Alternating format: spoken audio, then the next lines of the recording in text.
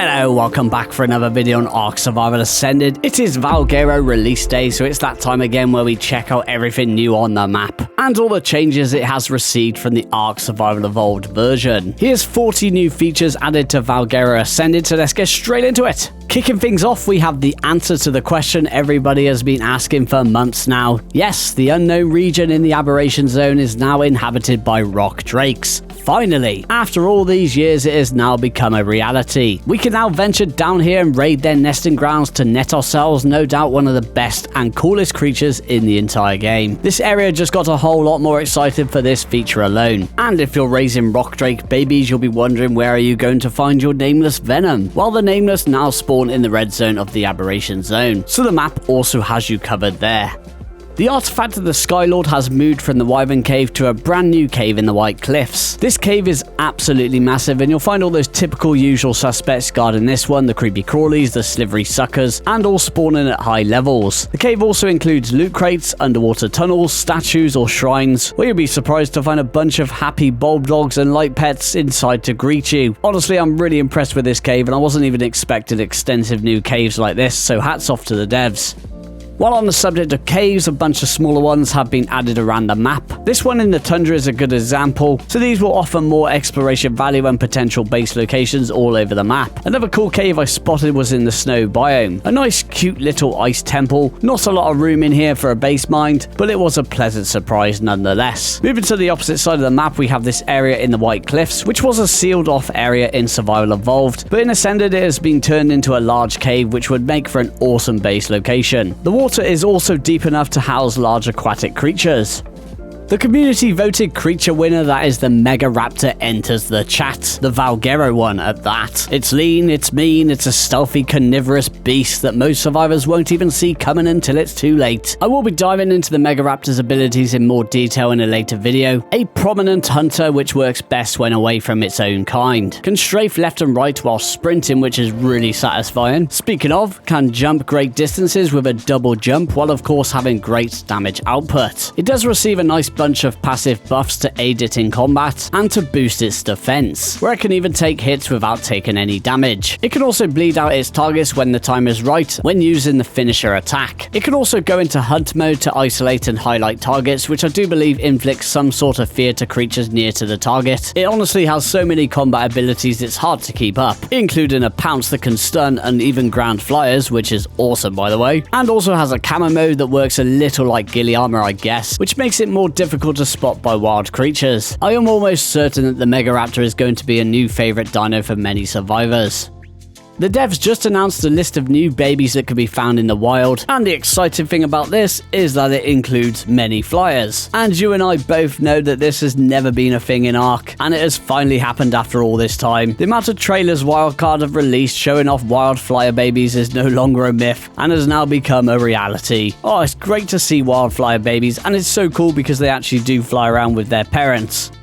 The Deinonychus did receive a little bit of TLC, which was a nice surprise. It now has a green crosshair indicating where it could jump to and from. In addition to that, there is also now a target icon to indicate where and if a target can be latched onto. Maybe it's just me, but the climbing mechanics seem so much smoother and improved when compared to Survival Evolved. They also look so much better and more feathery, shall we say, but that could just be the improved graphics of Ascended. Damn, I love the Deinonychus and it's so great to see it back in the game. The Chalk and Ice Golem make their return. Of course they are tameable, but I'm pretty sure they could never be transferred to and from servers back on Survival Evolved, as they could not be thrown out of cryopods. While they do seem to work here with cryopods in Ascended, at least on my server they can be used with cryos. Another really cool feature that was added to the Valguero Memorial is that it is now interactable. Server owners can customize the list of names by adding this line to their game I&I, replacing name 1, 2 and 3 with the name of your choice. As you can see, the memorial knows its stuff. The Rhino and Napha only spawned on the island and Lost Island back in Survival Evolved, but has also been added to Valguero where it can be found in the swamp on the east side of the map. I was kind of expecting it to be here to be honest, as it was later added to Ragnarok in Ascended also, so it looks like it may be added to more future map installments further down the line. Cherry blossom trees are back and looking beautiful as ever. It definitely adds a lot more colour to the jungles of Valguero, and I did notice that there's some red trees in the Ice Wyvern Trench and some parts of the snow. It makes it look so much prettier, and the Wyvern Trench is looking stunning, I must say. While on the subject of new features for Valguero, maybe you are looking for a new server to begin your playthrough on. Welcome to Wake. They offer one PvP and one PvE server cluster. This Friday, the 10th of October, they will be opening up their 4-man PvP server for the release of Valguero. They run their own quality of life mods and changes, including their own modded Spino version of the Giga, which is present on screen. An absolute powerhouse. So if these servers tickle your fancy, you'll find the link to their Discord in the description of the video and in a pinned comment below. Now let's get right back to the video. As always, Arc Edition's creatures will be found roaming Valguero. I'm pretty sure all of them are present. I've seen the Archelon, Surfactinus, Dinotherium, Ceratosaurus, and the Deinosuchus so far. While on the subject of the Deinosuchus, it did receive a big change with the Valguero release. The Gigabyte Bleed no longer works against bosses. I know there's probably a lot of people salty about this, but it's a healthy change for the game in my opinion. It was ridiculously overpowered. I still love the Deinosuchus. It will always be a beast to me. Valguero did add a few more ex-DLC favourites to the map which did not spawn in Survival Evolved. We had the Nameless earlier, and I'm sure a lot of us were excited to find that Reaper Queen spawned deep down in the unknown Aberration zone. Adding to that, the Basilisk was also added, another one of my favourites from Aberration. Joining the strong herbivore ranks, we are privileged to have Bison spawns, which were only present on Ragnarok until this day. Well, and Astreus if we're counting that.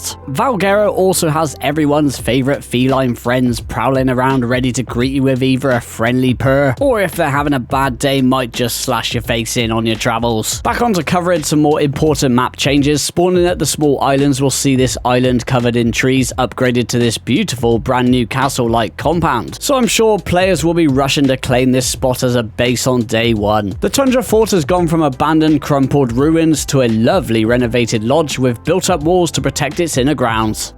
Speaking of crumbled ruins, the Redwoods Castle ruin was also upgraded and fully renovated to a much more modern and intact castle. While here in the Redwoods, we had to check out the iconic fort on the outskirts, and this is something I wanted to check out first on the map. Of course, the crumbled fort has been renovated once again and looks beautiful. But as I expected, we are greeted by a cave at the end of the tunnel that leads into the mountain. It is only a small cave, but I was really happy to see a cave in its place and not just a dead end. The Redwoods as a whole has received a huge glow up, but there is some cool POIs like this giant tree stump, which could be a great spot to build for a talented builder. Also inside the tree stump is a load of organic polymer plants, which can be found here and inside most of the caves on Valguero. Remember when we could harvest a ton of organic polymer, hide and spore made from creature carcasses on the Fjordur map? Well, they have also made their return where you will find a load of them in the swamp, which make for a super easy way to gather these important resources. Who knew that there would be other little beings inhabiting Valguero? It appears the hobbits have moved out of the Shire and into Valguero. While we're talking about Lord of the Rings references, I have to commend the devs and Nakatas for this one, as these ruins here were super boring from ASE, and now they have been turned into a ruin like that from Lord of the Rings. I do love the films, but I'm no Lord of the Rings geek, and I have no idea what this spot is called in the film, but it definitely has to be the place where Frodo, the hobbits, and Aragorn fought the ring race for the first time and Frodo got stabbed a good un. Jokes aside, this cliff top and ruin have received a huge glow up and look 100 times better. The oil cave now has a much larger entrance, so it won't be the go-to spot for PvPers anymore. The interior of the cave looks absolutely stunning though. The fort on top of the iconic plateau in the White Cliffs has been upgraded to having a ceiling and 2 floors, with a few corridors and steps within for exploration pleasure. It now looks much more like an abandoned mansion. The lake that lies nearby to the Green Obelisk has gone from a couple of tiny islands in the middle to a brand new fort compound that looks very nice. This Stonehenge looking location was present in ASE, but in ASA an altar with a dead Surfactinus can be seen on top, which as far as I'm concerned is where that creature belongs. If you're looking for black pearls, you'll be wanting to head straight down to the unknown down in the Aberration zone, as there are now hundreds of black pearl clams down here for us to pick up. In addition to getting rich with rare resources, you can also get much richer down here with the amount of Aberration high quality loot crates, seemingly only spawn in purple, yellow and red crates. I've seen 4 or so spawn at the same time, and as soon as you pick them up, another 2 or so instantly respawn. It's honestly going to be one of the easiest loot farms on the map. The structure skin placement has been increased by roughly 70%, which is probably a win-win for anyone that enjoys using structure skins. The giant beaver dens look far more different to the ones on Ragnarok. They look far more detailed and are around the same size as the giant beaver dam. Either way, I'm pretty sure I don't remember seeing giant beaver dams on Valguero in ASE, but I could be wrong there.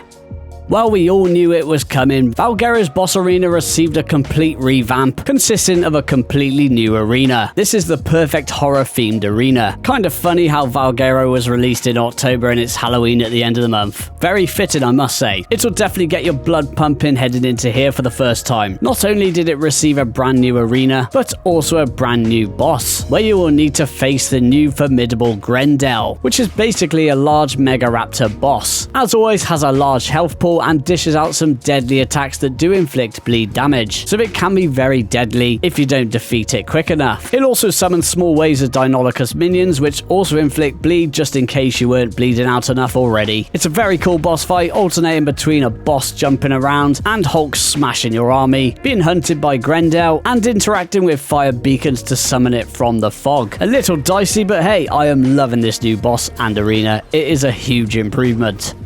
And to complete the new features for the boss section, it would be rude not to showcase the new boss flag and trophy. These are looking badass, and will be welcoming decorative items for any survivor's base. Element rewards seem to be the same for the boss, receiving 520 on alpha, but I will have to double check the tech grams as I may have forgot to do that. But if you did want to know what tech grams the boss unlocks, please do chuck down a comment and I'll reply to it later on. Most of the paid DLCs will also spawn on Valguero, like the Pyromane and Drakelins for example. And to close things out, it's about time we quickly showcase the new paid DLC creature, the Elder Claw, which you can only tame once you purchase the Lost Colony DLC pass. It will become available to purchase as a standalone creature later down the line though. It currently spawns on Valguero of course, but also the Center, Ragnarok, Extinction and Aberration. The Elder Claw is much larger than the Direbear once fully adult. It can jump pretty far distances, so will be a great nimble traversal mount for almost any occasion, and has the power to back it up with a number of strong attacks, and is a great harvester of wood, thatch, berries, fiber, meat, and many more collectibles. And of course, as expected, has some unique abilities at its disposal. A ranged attack known as Root Burst, which seemingly immobilizes targets within the AoE, so I'm guessing it might dismount players off of mounts in PvP. It also has some cheeky defensive abilities too. A Bark Shield can be conjured to reduce damage taken at the cost of its own food stat. It can also place a totem which increases the attack damage of the Elder Claw, and I believe any other allies in the radius of the totem. The more creatures you kill in the area, the more you can level up your totem. Once reaching the final totem tier, upon detonating the totem will cause your Elder Claw to mutate, therefore increasing in size and strength, where its abilities will be enhanced for 60 seconds. This is by far my favorite fantastic tame in the game. It's just such a cool creature and there's so much love about it. And that is going to be the end of the video. I hope you all enjoyed it and found it helpful. And if you did, please don't forget to like, comment, share around and subscribe for more, and I'll catch you all in the next one. Take care. Goodbye.